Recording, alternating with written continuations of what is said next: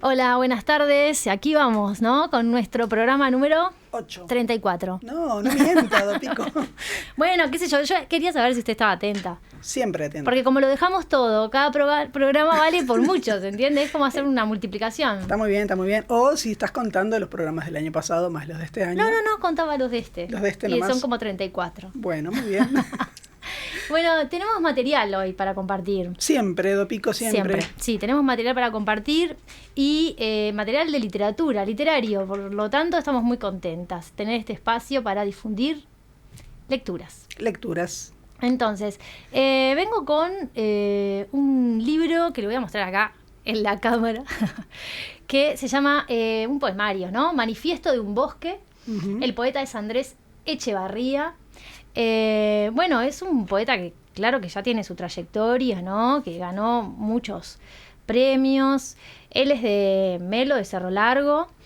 Bueno, es poeta, dramaturgo, investigador literario y miembro de la Academia Nacional de Letras. Y ha recibido el premio Neti, también premios del MEC, ¿no? Estos premios a las letras por el Ministerio de Educación y Cultura.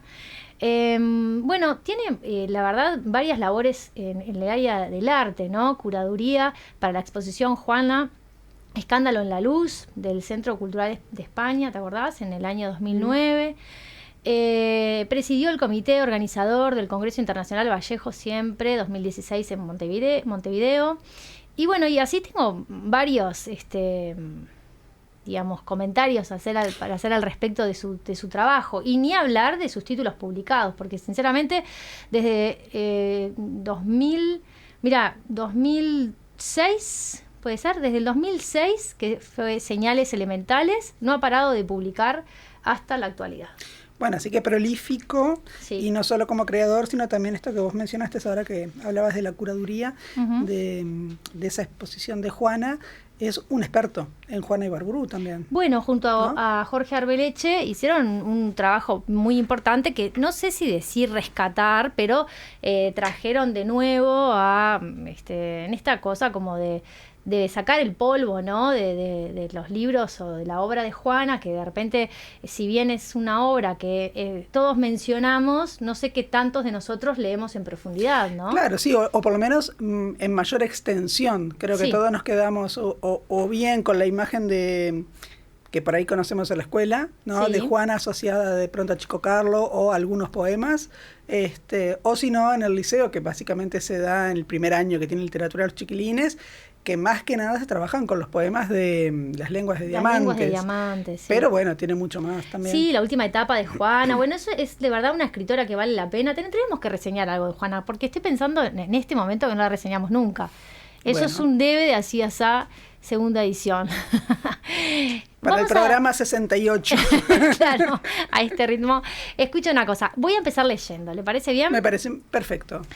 El perro se revuelca en la carniza y camufla su cuerpo en otra muerte, de espaldas a la tierra que no quiere, refriega el cuero gris y agusanado los límites de algo que lo busca, lo palpa y desespera su reclamo, su espanto, que dibuja en la redonda y curva mirada enajenada, ansiosa en la pelambre de su lomo, atávico y estúpido animal.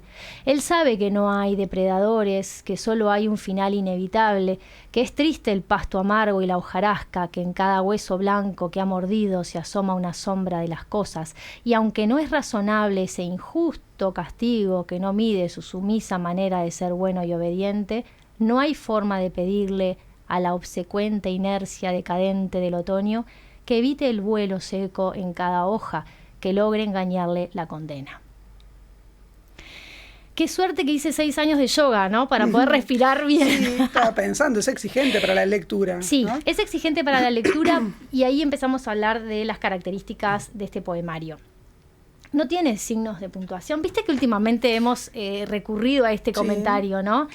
No tiene signos de puntuación, me gusta que no tenga signos de puntuación, eso exige a la lectura, digamos, quiero decir, cuando uno lee un texto sin signos de puntuación, sos más consciente del acto de lectura, porque estás, mientras lees, decidiendo en qué momento vas a respirar y no tenés una indicación previa, ¿no? Entonces, sí, y eso tiene consecuencias en la lectura. Exacto, la lectura en el significado, a ver.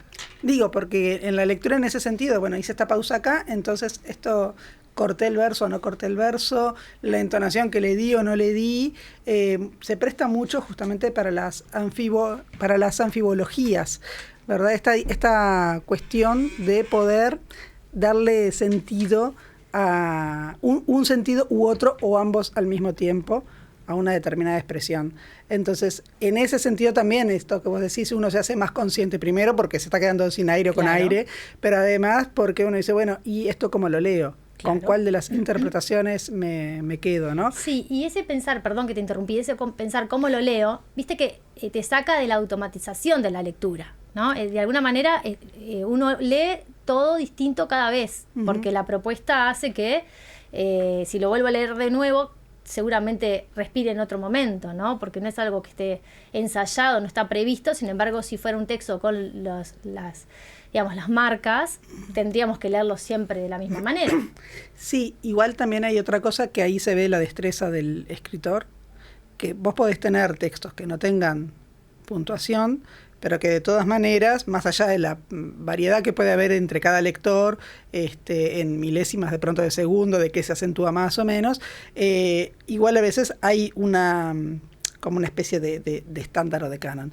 Y eso depende un poco también de la habilidad del escritor, según dónde vayan cayendo los acentos. Eso te da una entonación y le da ritmo. El ritmo porque, interno, ¿no? Digo, en eso yo estoy muy de acuerdo con lo que decía Ida Vilariño. Bueno, el texto poético es aquel texto que tiene ritmo. Puede no tener rima, ¿sí? Pero tiene que tener ritmo. Es más, no necesariamente tiene que tener siempre una métrica idéntica o medida. No. La gracia está en el ritmo, y también por eso se puede hablar de prosa poética. Claro. Y ahí me dejaste servido algunos asuntos que voy a tomar en un ratito, porque antes quiero leer otro. Dale. La vaca llamó a su ternero, que corre por el campo hacia su ubre, sin el pánico en los ojos, sin el brazo que sujeta, sin el filo que lastima, sin el gancho en la garganta, sin la sangre en el desagüe, sin la carne cercenada, apenas corriendo hacia su madre por un campo en verde estado, parecido a la libertad. Y si sigo con otro, pasan los pájaros por el cielo de enero y queda un rastro de nostalgia sin nombre, atrapando las nubes. Y vuelvo al título, Manifiesto de un bosque. Entonces, bueno, esto del manifiesto, bueno, que no sé, me parece que podemos tener acordar que se trata de una declaración, ¿no? Que podemos, en una primera lectura uno puede suponer que se trata de una declaración del bosque, ¿no? Manifiesto de un bosque es el manifiesto de un bosque que hace un yo, ¿no? Que hace un autor. O un manifiesto de un bosque desde el bosque, ¿no? Ese ida y vuelta me parece que lo tenemos que buscar entre los textos. Y con esta línea, y tomando lo que mencionabas antes con respecto a las extensiones, decir que, bueno, que es un poemario que va y viene en las extensiones porque varía mucho en cuanto a la propuesta, ¿no? Entonces tenemos 2 secciones. La primera cuenta con unos 37 textos, entre los que se encuentran 2 relatos brevísimos, y una segunda parte, un segundo momento, que tiene un título que se llama Elegía por un jardín, y son 10 textos más. Pero claro, entre esos textos, poemas, ¿no? Los que están escritos en verso, la extensión a veces se puede catalogar de haiku, ¿no? O tanka, o extensiones de verdad que pasan hojas y hojas y el texto sigue, ¿no? En esos 37 textos son poemas sin título, es decir, tienen números romanos. Y un poco en esto de escuché al autor en una entrevista que le hizo Pablo Silva Olazábal en La Máquina de Pensar. Yo no suelo escuchar las reseñas que hacen antes, porque la verdad uno se impregna, ¿no? Un poco, y tampoco quiere ni siquiera impregnarse, ni tampoco ir en contra de lo planteado, ¿no? Pero bueno, estamos llamados a hacer el comentario. Entonces, entiendo que fue interesante para el yo, o tal vez para el autor, justamente, y ahí hablando, sí, de verdad del autor, intentar o borrar el yo de toda la primera parte del poemario. Bueno, eso es bien similar a lo que propone el haiku. Bueno, claro, sí, si borramos el yo y nos quedamos con la contemplación de algo que sigue siendo un yo, ¿no? Porque volvemos siempre, contempla. Claro, volvemos siempre, no importa, o sea, aunque saquemos el pronombre, hay alguien que contempla. Bueno, pero ¿qué pasa? Una cosa es decir que contemplo, no sé, el momento en que salta la rana al estanque, y otra cosa es decir que salta la rana triste al estanque, ¿no? Porque del hecho solo comentado, que surge a partir de la contemplación, es una cosa, y lo otro es una interpretación de un yo, aunque el yo no aparezca en el texto. Entonces, me parece interesante cómo incluso ese correr, ese acercarse del ternero a la vaca, ¿no? Viene con todo este asunto del matadero, lo cultural, lo que hacemos nosotros con esa vaca que va bueno, en este caso es un ternero. O, por ejemplo, el anterior, en esto del perro, y aunque no es razonable ese injusto castigo, bueno, ahí estamos haciendo de alguna manera valoraciones que parten de lo humano, desde ese yo que contempla sin dejar de ser yo.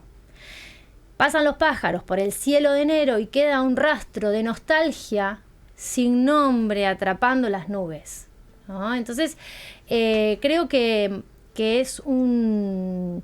Viste que el haiku tiene, además del desafío métrico, tiene también su estructura interna, que responde a diferentes momentos. Esa cuestión de, un primer momento que haga referencia a lo temporal, a lo espacial, a lo general, y un segundo momento que es aquel que rompe, que sorprende y que esa sorpresa confirma eso anterior, que es inamovible o que siempre se confirma o que siempre está. Y entonces en realidad ahí no fue, ¿no? Yo no creo que haya una intención de ir a ese lugar. Creo que tiene que ver con la contemplación del bosque desde nuestra humanidad. Sacándose el protagonismo por no figurar ese yo en los textos, pero sí desde una contemplación que impregna de cultura lo que ve. Sí, y no sé, yo estoy pensando también porque algunas cosas que después le estoy encontrando algunas conexiones con el libro del que voy a hablar después. Pero lo que te iba a decir, que quizás es una de estas conexiones, que uno lee el título, Manifiesto de un bosque, ¿sí? Sin leer el poemario uno puede pensar muchas cosas, ¿no? En los bosques, puede tener una cuestión así medio como llevarlo hacia el lado de los elfos o las ninfas, o ¿no? Y esto, por lo que vos leíste, es un bosque, y acá conecto con lo que decías, ¿no? Bien cargado de cultura y de nuestra cultura. Claro. Porque es el ternero, es la vaca, es el perro. También. Y eso es ¿no? Entonces no es como creo, y te pregunto, porque pues, sos vos la que lo leyó, sí. No hay una cuestión tampoco de idealización, ni del bosque ni de la naturaleza. No. Es como una naturaleza ahí natural, digamos, sin mucho artificio, pese a que la poesía de por sí es. Y cercana, porque está bien esta cuestión de contemplar el bosque y hacerlo desde la fauna autóctona, ¿no? Entonces, los animales que aparecen, bueno, hay insectos, libélulas, hormigas, arañas, pájaros, perros, vacas, zorro, cotorras, sapos, horneros, caballos, comadrejas, grillos. Es decir, es toda nuestras animales nuestra más cerca, claro, nuestra fauna. Y algo de flora aparece por allí también. Entonces, el asunto es que es de verdad.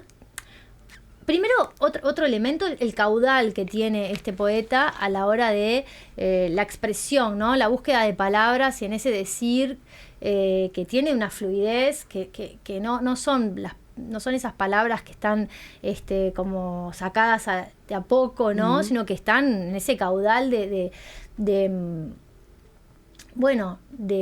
capacidad de poner en palabras esa contemplación, ¿no? El nido del hornero es una casa abandonada y el barro de su forma enviuda el árbol que sostiene en un otoño sin ecos a pura soledad, donde un pino intenta el abismo y cada hoja un repetirse de palabras sin siempres, de un ruido blanco de lluvia, de rincones ausentes y el redondo punto engarzado ahí en la nada, con su puerta y la pluma, que sostuvo un infinito de escarcha y resiliencia de una brutal y natural sabiduría silvestre, hasta que el tiempo enmudece el barro seco y el pájaro que ya no espera en el hueco de la casa abandonada, que quedará en una rama custodiando ese silencio de todo lo que al final nos sobrevive y se queda. Pero no hay silencio. Es una catarata, te iba a decir, es una catarata también de imágenes. Me encantó esto de que el nido, digamos, este hornero, enviuda el árbol, ¿no? Entonces ahí tenés toda esa connotación, incluso visual, bueno, ¿por qué lo enviuda? ¿Dónde está? ¿No? Lo que va hablando. Digo, es una catarata de imágenes. Es una contemplación como quizás difícil, digamos, en el sentido que parece tener muchos estímulos. Está claro que ese yo contempla y ve eso, pero digo, cómo lo representa para el lector es un bombardeo. Exacto. Cuando digo no hay silencio me refiero a eso, que en realidad es un decir que está diciendo de forma constante en esa contemplación descriptiva, ¿no? Intentando también, y acá vuelvo a la interpretación, ¿no? La interpretación de lo que veo, desde desde el yo nuestro, humano, en este caso concreto, aunque el pronombre no esté. El triste canto del ave que ha perdido a su pareja. La extensa playa convoca a las gaviotas junto a la orilla. Todos los dioses son hijos penitentes de nuestros miedos. Allí está el mar, atemporal y mudo, como un origen. Y este que es brevísimo y es un perfecto haiku por la forma, luchan a muerte, las bestias enfrentadas con ellas mismas. Es muy inteligente, ¿no? O sea, la propuesta me parece que es muy interesante y hace esto de estar pensando cómo el tema, cómo el bosque, cómo los animales también funcionan como espejo. Sí, digo, somos también animales, ¿no? Claro. El animal humano. Y este juego muchas veces justamente en la animalidad descubrir la humanidad y a la inversa, ¿no? En ese sentido, no por el lado de la poesía, pero en esto que vos decís, bueno, observando la conducta de los animales o del espacio o de ese bosque o de esos animales que habitan ese bosque, aparece también la humanidad. Hay un libro que es de prosa, entre narrativa y ensayo. Está presentada como crónica, que es Los peces no lloran, de Juan Manuel Bertón. Es un libro también bastante nuevo, que salió por Estuario, que tiene también todo ese juego de un poco de espejo, ¿no? De ver la animalidad del humano viendo la conducta de los animales, ¿no? Bueno, en este caso, viendo la persona, o sea, esa cuestión es que nosotros en literatura hablamos de personificación o prosopopeya, ¿no? Fíjate, el sapo fue aplastado en la pisada que lo deja hecho un inválido al sol y esfuerza su mirada hacia una nube, renunciando a la esperanza de intentar el salto por el patio de verano al universo mudo de su todo, donde un pie que no lo vio y no le importa, mezcló groseramente su estructura de 8 centímetros de nada que ya no tiene retroceso, que espera ser bocado de algún gato o que baje de esa nube algún final. No, los finales son buenísimos. No, es muy bueno. Él como poeta, a mí me gusta mucho, la verdad. Y la segunda parte, y bueno, me copé con la primera y se me terminó el espacio. Tranquila. Pero fíjate que la segunda, que se llama Elegía por un jardín, y al estar el jardín ahí parece todo mucho más doméstico, ¿no? Mucho más cercano. Por lo pronto no parece esta cuestión alejada del bosque, aunque sea cercano en esto de los animales, digamos, propios, ¿no? Pero mira esta intimidad.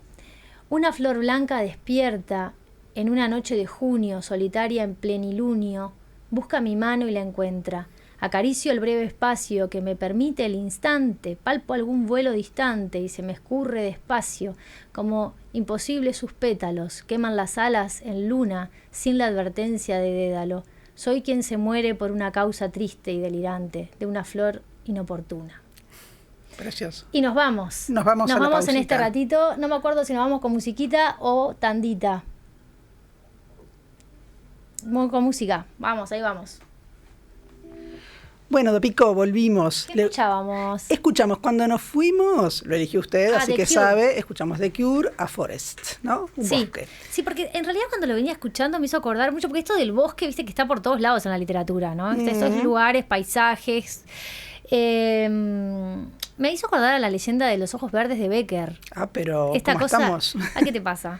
Esta cosa como de lo misterioso que se asocia, bueno, por ahí la niebla, voy, busco, encuentro, pero hay algo que seduce y que inquieta, ¿no? Que inquieta sobre todo, ¿no? Sí. Nada es inocente en ese bosque. No. Digo, el bosque también, en esa naturaleza, bueno, lo veías con el poema también, no quiere decir que todo sea ingenuo. Y ni inofensivo. Exacto. Y bueno, y ahora volvíamos con una canción que me gusta mucho, que es Pez del Cielo, que es del disco que tiene el mismo nombre, de Alejandra Wolf, que aparte lo presentó hace poquito en la Sala Camacuá. Precioso, excelente. Que no me invitaste a ir, fuiste con otra amiga, pero a mí no me invitaste. Yo Quiero que lo sepa mencioné. toda la república de escuchás de así asá. Yo quiero Nuestro reino entero se entera.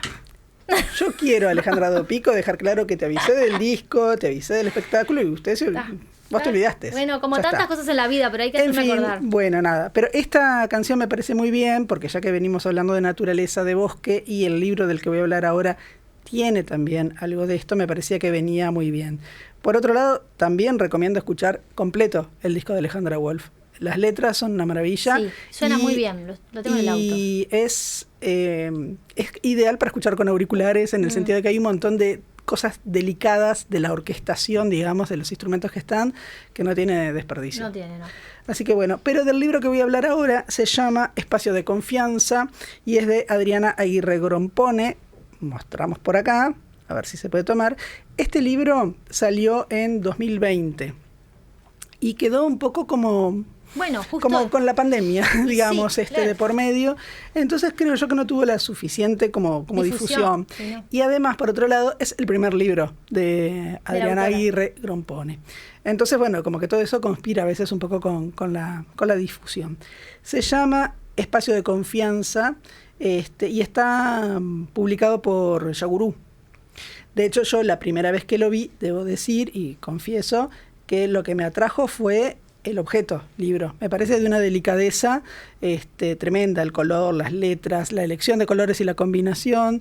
Esa hojita de ginkgo que está allí. Que está ahí. Árbol que queremos tanto. Exacto. Y es pequeño, digamos, no es que sea un libro muy voluminoso, son, ya te digo, 52 textos, 52 hojas, ¿sí?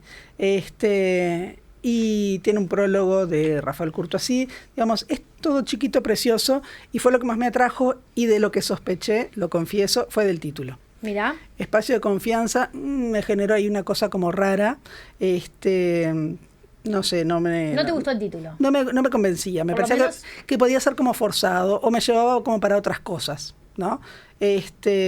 Y debo decir que eso inmediatamente desaparece, pero así fue la primera reacción, porque cuando abrimos el libro y leemos, nos salteamos el prólogo y leemos el epígrafe que tiene, es un epígrafe de José Watanabe, poeta peruano, que dice: y sobre la arena se extiende un semicírculo de luz hospitalaria. Este es nuestro pequeño espacio de confianza. Entonces uno dice, bueno, viene por el lado del hospitalario, justamente de lo cálido, y donde uno puede aflojarse y entrar efectivamente en confianza. Y es algo que el libro logra, ¿sí? Así que bueno, de esa manera uno diciendo, bueno, está apadrinado de alguna forma por Watanabe, va entrando más en confianza. Este libro, y te decía que me adelantaba un poco cuando estabas hablando del libro de Echevarría, dialoga también un poco con lo que puede ser la práctica del haiku, ¿no? Con la tradición del haiku, aunque no lo sean estrictamente. ¿Sí? ¿Por qué digo esto? Bueno, porque son poemas breves que logran ponernos en estado o en modo de contemplación, ¿sí? Y es sorprendente porque son 3 líneas. Sí, yo creo que es casi como un prodigio, así, una cosa como medio milagrosa, que con 3 líneas, con 3 versos breves, logran poner al lector en ese estado de contemplación, ¿no? Que en general venimos como con cierto vértigo de pensamiento, de cosas en la mente, más allá de que cuando uno va a leer poesía, en general está como en otro estado, sí. Pero aún así yo creo que lo que hacen es que nos frenan y nos hacen ser conscientes del aquí y ahora, ¿no? Que eso me parece que es en parte lo que se propone el haiku, y creo que se logra bastante en este libro. Entonces, un ejemplo, creo que te va a gustar, Dopico. Un poema que dice: ¿y quién anda ahí? Una mantis y un tilo, dulce comarca. ¿No? Entonces, bueno, tenemos esta pregunta, ¿verdad? A partir de, bueno, ¿quiénes son? ¿No? ¿Quién anda ahí? Una mantis y un tilo. Ya está, cobra presencia esa naturaleza, esa cosa minúscula de decir, bueno, me fijé en la mantis, en el tilo, y cerrarlo con esto de dulce comarca, ¿sí? Entonces me parece que tiene, como te decía, esa virtud de conectar de alguna manera con lo que puede ser la propuesta del haiku sin forzar, ¿sí? Porque no necesariamente uno se tiene que poner a contar y a ver si da bien la métrica, ni mucho menos. Es que en realidad, perdón, ¿no? En realidad, si uno se pone a hacer haikus, ¿no? Con esto de 5, 7, 5, 5, 7, 5, es como si hicieras un crucigrama, qué sé yo. Termina siendo algo lúdico que te puede entretener mucho tiempo y está copado, pero de repente no es el espíritu ahí, ¿no? El espíritu la búsqueda tiene que ir por otro lado. Sí. Para empezar, no hablamos de sílabas, ellos hablan de moras, ahí ya tenemos todo un asunto para discutir. Y si vamos a hablar de la traducción y de cómo suena, claro. ¿no? Digamos, son lenguas muy distintas, claro. También, ¿no? El español del japonés. Y lo que te decía entonces es que me parece que tiene como esta virtud de que logra conectar con lo que uno puede intuir como la propuesta del haiku, si querés, y al mismo tiempo no posar. No, no es que se hace la oriental, digamos. La voz que vamos a encontrar acá no posa, ¿sí? No hay nada que, por lo menos a mí, que en la lectura me resulte forzado, ¿sí? Y creo que, bueno, que es una elección difícil de la que sale bien parada, y más pensando en un primer libro. Claro. Bueno, de paso menciono La flor del diente de león, que pasó lo mismo. La autora es el primer libro que publica y logra hacer eso también muy bien. Otro poema, por ejemplo, es cruje el pino, calla el eucaliptus, muda procesión, ¿no? Entonces, como uno puede pensar, bueno, está esta como presencia fuerte de la naturaleza, bueno, el silencio, qué sé yo, uno contempla, qué sé yo, pero cuando aparece la palabra procesión, muda procesión, esto se carga de otra cosa. Pero además, perdón, a mí sabés que me gusta mucho entrar acá. Es un espacio de confianza que me gusta estar. La realidad es que, fíjate, ¿no? Ese crujido en un bosque. ¿No? Una pisada, eso, nada. Eso nada, pero lo único que hace eso es confirmar lo estable, lo inamovible, lo que permanece, que es el propio bosque o que es esa inmensidad. Y ese crujido, es eso, es el instante. Es eso que se produce, que sorprende, ¿no? Y que confirma ese otro. Yo no me acuerdo si no es no me acuerdo cómo se llama esa otra expresión que tiene que ver con esto inamovible. Tiene un nombre, bueno, no me viene ahora, no importa.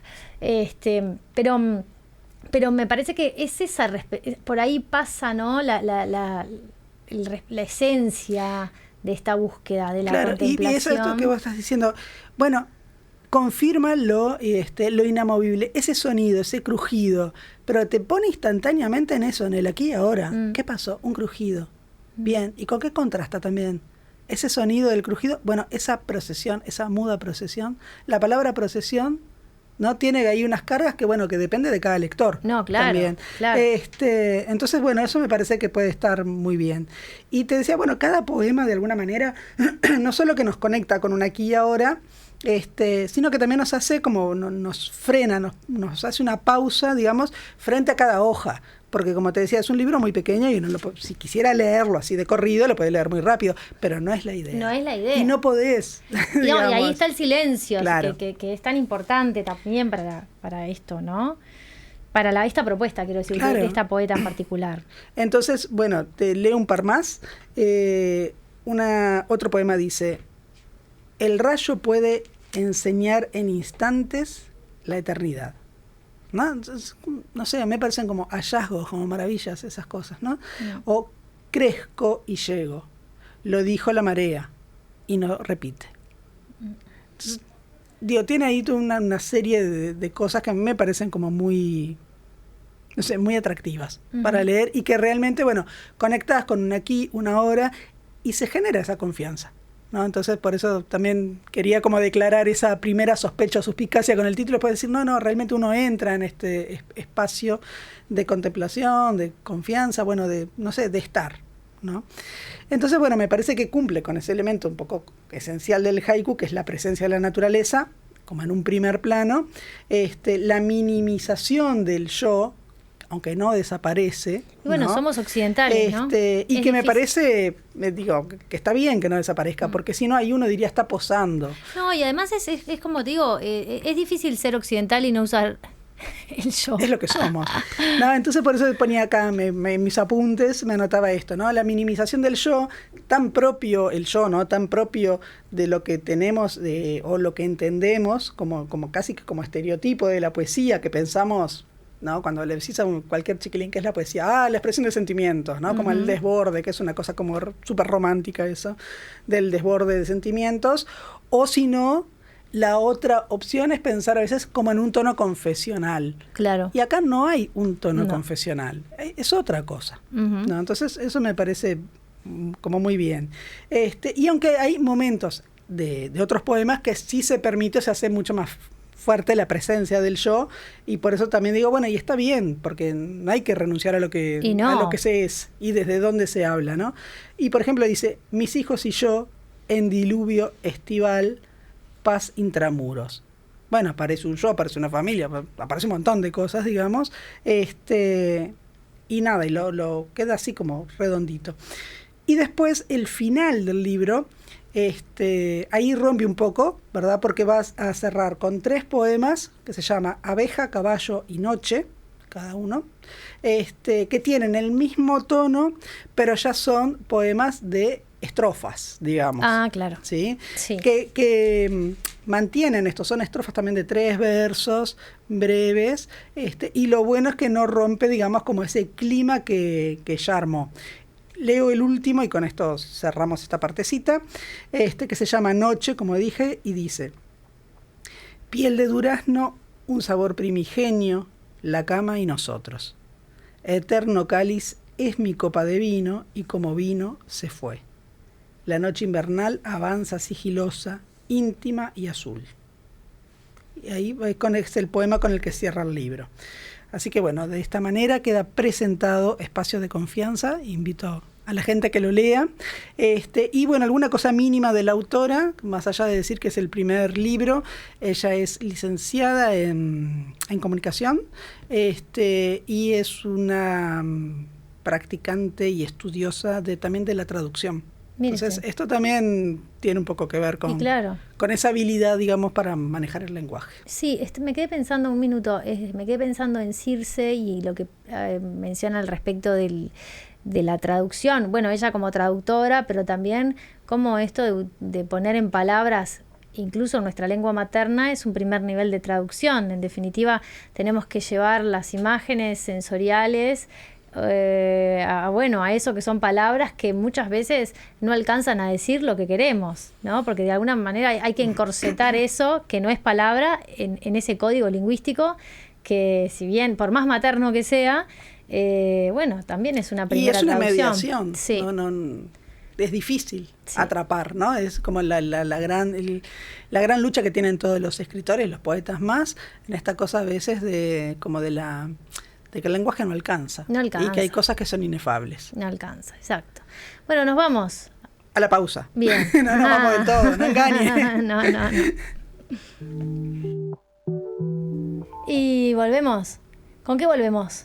Vamos a volver escuchando a una de nuestras seguidoras del Instagram de Así Asá y del programa de Así Asá Radio, Libros en el Aire.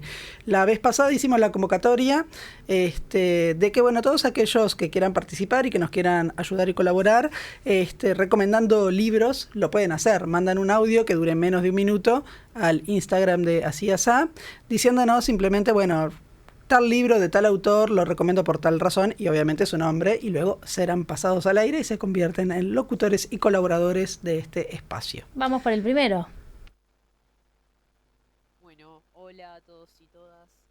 Mi nombre es Salina, soy de Maldonado.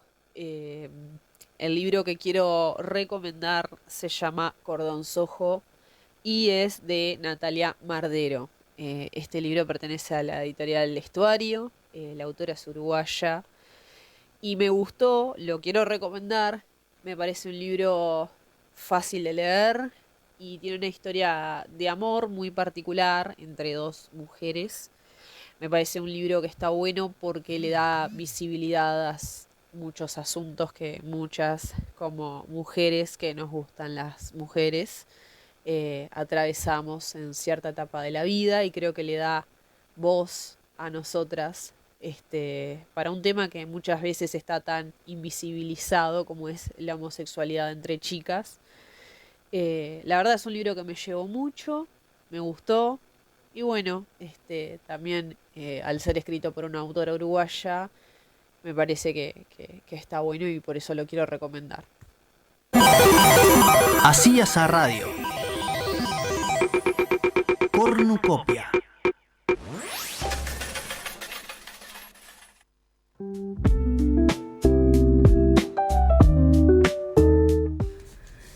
Bueno, volvemos entonces con nuestro espacio Cornucopia. Volvemos. Y hoy la cornucopia está dedicada al bosque. Y sí, ¿no? Creo que me parece que amerita, ya que estuvimos hablando de Manifiesto del Bosque y de Espacio de Confianza, con tanta presencia de la naturaleza, hablemos del bosque. Bueno, y para eso, viste que cuando tenemos dudas al respecto de la simbología, siempre recurrimos a los mismos amigos, ¿no? A Juan Eduardo, a Juan Eduardo Cirlot. Conocido como Cirlot. ¿Y a quién más? Y también a otro Juan, a Jean Chevalier. Exacto. Entonces, acá el tema del bosque como paisaje, en realidad plantea es un símbolo de complejidad, es lo que ellos desarrollan, porque redunda en diferentes planos de significado que suelen andar y rondar por lo materno femenino. Uh-huh. Es un lugar en el que florece abundante vida, salvaje, no dominada, y, lejos de los cultivos también. Estamos hablando de la vegetación así, como que se viene toda, salvaje. Como sí. Fuerza vital también, pero también tiene como costado oscuro, ¿no? Sí. Es un símbolo bastante ambivalente en ese sentido. Y si recordamos en los cuentos infantiles, por ejemplo, ¿dónde es abandonado Pulgarcito? ¿A dónde van a parar Hansel y Gretel? ¿No? ¿Dónde encuentra el lobo Caperucita? Dígame. Por ejemplo.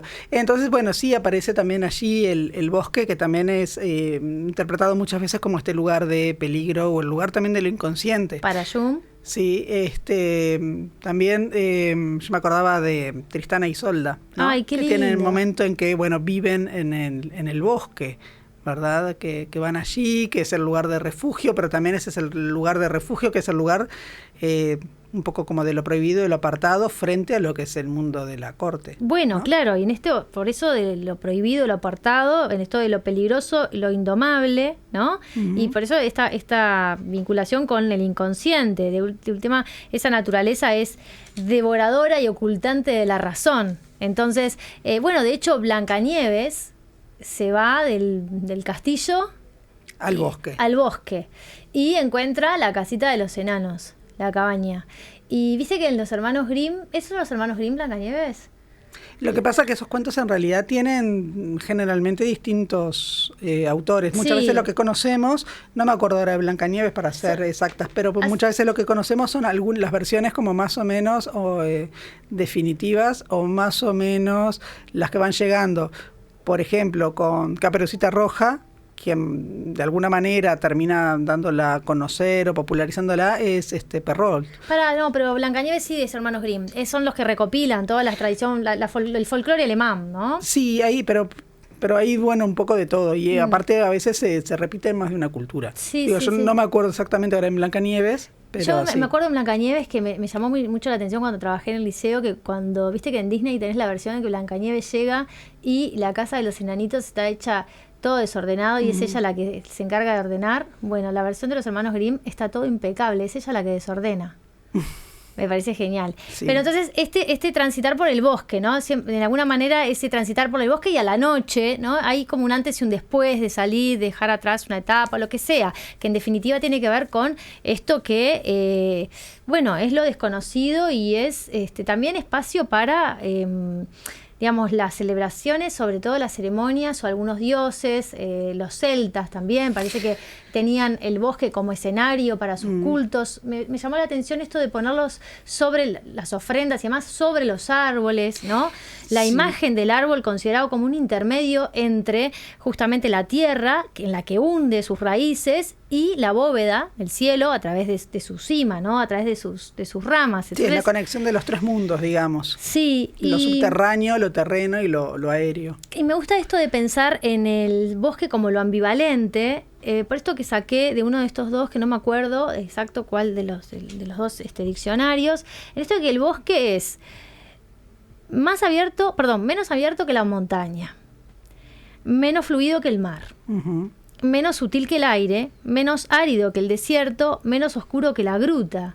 Pero en definitiva es ese espacio en donde se preserva la vida y el misterio. Sigue siendo así. Sí, y bueno, también el bosque, pensándolo, digamos, si nos vamos hacia el lado de la mitología, que era como también un poco la mitología, encontraba su lugar acá en la cornucopia. Siempre, claro. Bueno, tenemos el bosque, es el ámbito de los sátiros, por ejemplo, ¿no? Por excelencia. Ay, se me ocurre decir una cantidad de barbaridades, pero me voy a callar. No te cohibas, Alejandra.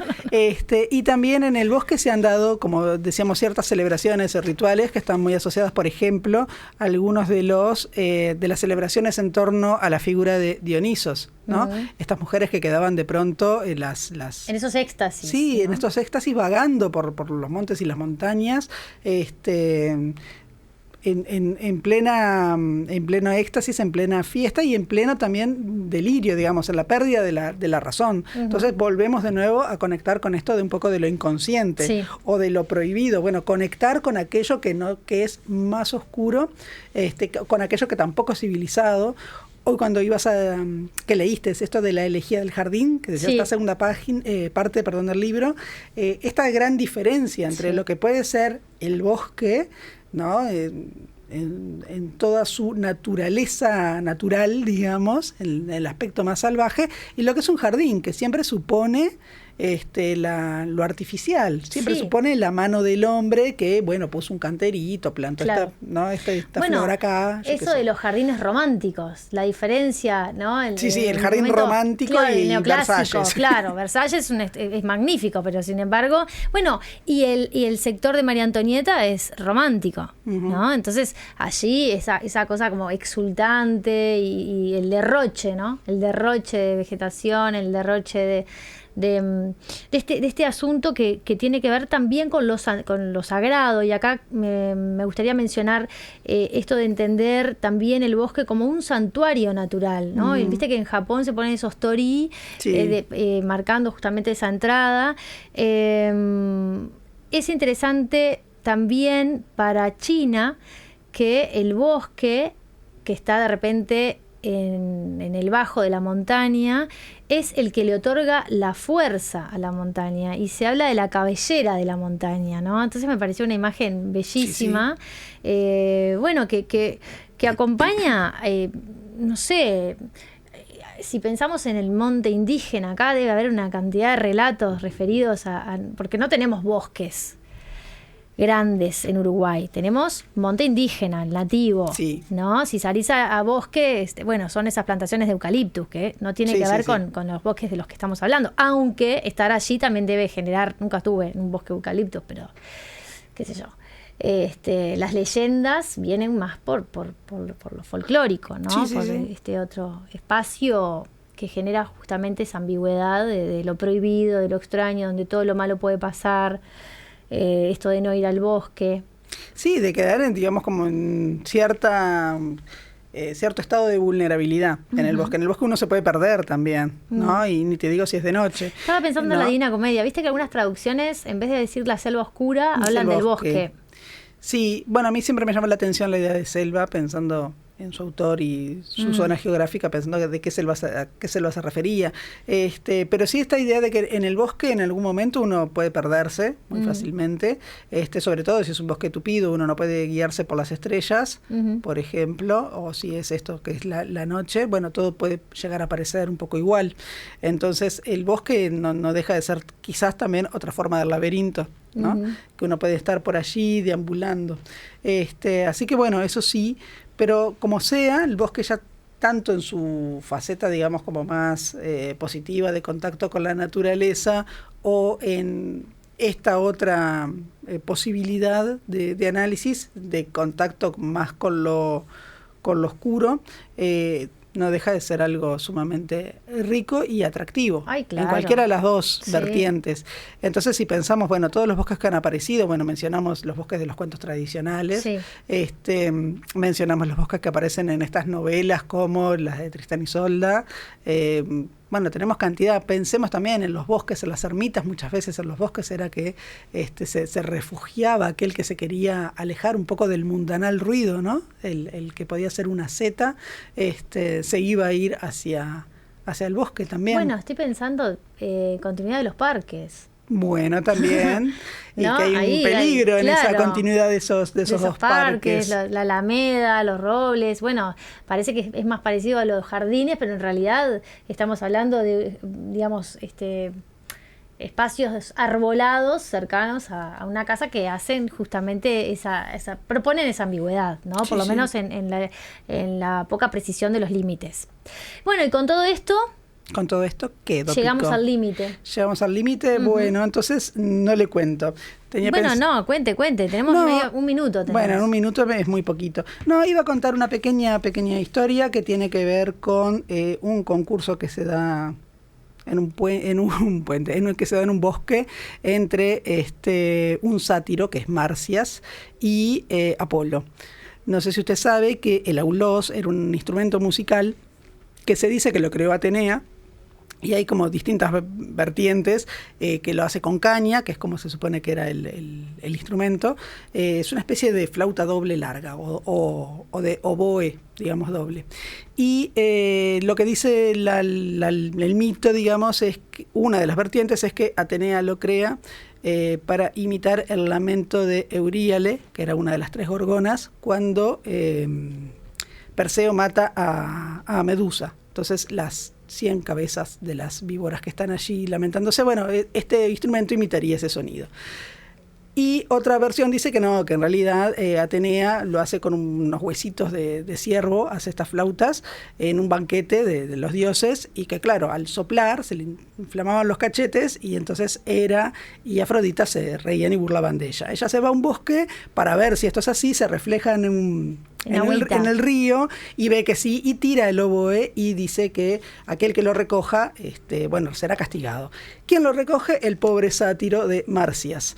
Entonces le parece maravilloso el sonido, y es tan bueno y está tan así contento con ese sonido que desafía a Apolo, que toca la lira, a un certamen. Es Apolo el que lo va a castigar, ¿no? Porque primero, tocan muy bien los dos y es muy difícil decidir quién es mejor. Entonces, Apolo redobla, digamos, la apuesta y le dice que tienen que tocar en posición invertida, es decir, cabeza abajo. Entonces, claro, una cosa es tocar la lira, pero otra cosa es soplar el oboe, ¿no? El aulos, en realidad. Entonces, Marcias pierde y llega a su castigo, y su castigo es que lo que hace es que Apolo lo cuelga de un pino, según unas versiones, y lo desolla vivo. Al pobre Apolo, Marcias. ¿qué es un desubicado? Luego se arrepiente. Y sí. Y rompe la lira. ¿Y cómo es? Y además, convierte a Marcias en un río. Bueno, la verdad era más lindo terminar antes, porque eso es horrible lo que contó. Pero hay peligros en el bosque. Usted se encuentra con un aulos, no lo agarre. No, déjelo. Déjelo ahí. No agarre todo lo que encuentra en el bosque. No, Otico. y menos Ese es es el un aulos. mensaje. Exacto. Bueno, bien. Nos vamos hasta el próximo lunes. Hasta el próximo lunes.